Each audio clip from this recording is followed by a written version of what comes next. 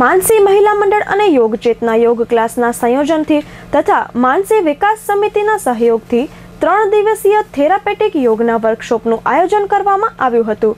ગત 11 થી 13 ડિસેમ્બર દરમિયાન 3 દિવસીય થેરાપેટિક યોગનું આયોજન કરાયું હતું, જેમાં કમર, ગોઠણ અને સાયટિકાના દુખાવામાં યોગ કઈ રીતે મદદરૂપ થાય, દુખાવા દરમિયાન અને દુખાવો ફરી ન થાય એ માટે કેવા યોગાસન કરવા જોઈએ, હાડકાને સ્વસ્થ રાખવા માટે કયો આહાર લેવો જોઈએ અને કયા પ્રકારના આસન કરવા જોઈએ તેનું વિગતવાર માર્ગદર્શન તથા પ્રેક્ટિકલ નિદર્શન કરવામાં આવ્યું હતું।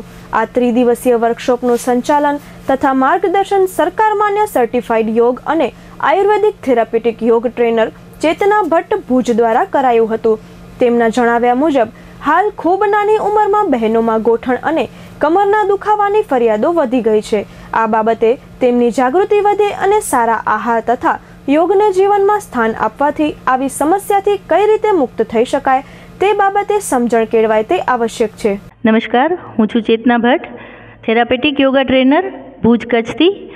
અમે અહીંયા અત્યારે અમારી સોસાયટીમાં માનસી બંગલોમાં માનસી વિકાસ સમિતિ અને માનસી મહિલા મંડળ દ્વારા એક 3 દિવસનું યોગ શિબિરનું આયોજન કરવામાં આવ્યું છે। એમાં અમે લોકોએ કમર, ગોઠણ અને સાયટિકાના દુખાવામાં યોગ કઈ રીતે મદદરૂપ થાય એનું અમે લોકોએ શિક્ષણ આપ્યું છે, જેમાં બહુ જ સારી એવી માત્રામાં બહેનોએ ભાગ લીધો છે। મહિલા મંડળ અવારનવાર કંઈક ને કંઈક પ્રોગ્રામ રજૂ કરે જ છે। આ વખતે એવું થયું કે ચલો મોટી ઉંમર માટે, સિનિયર સિટીઝન માટે કંઈક કરીએ, અને ચેતનાબેનને મેં જસ્ટ વાત કરી।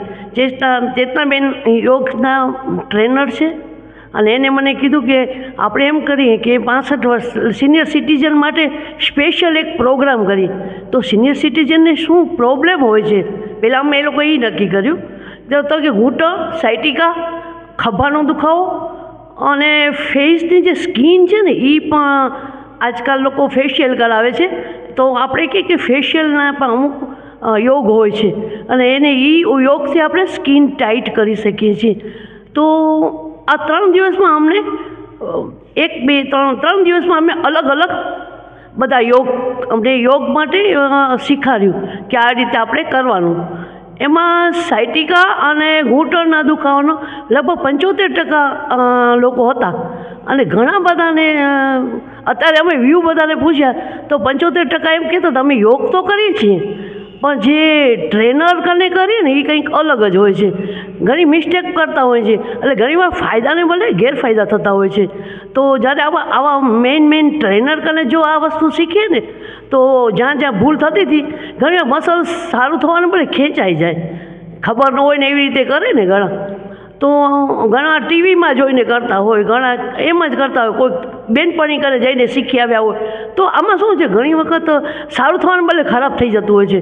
તો આ ચેતનાબેન જસ્ટ વાત કરી કે ના હું સ્ટેપ બાય સ્ટેપ શીખવાડીશ અને ખરેખર ઘણા લોકોને પોતે જે ભૂલ કરતા હતા એ કબૂલ પણ કરી કે આપણી અહીંયા ભૂલ છે। તો આ વખતે અમારું આ પ્રોગ્રામ ખૂબ જ સક્સેસફુલ રહ્યો। ફરી અમે ચેતનાબેનને કહી છે આવા અવારનવાર શિબિર કરજો।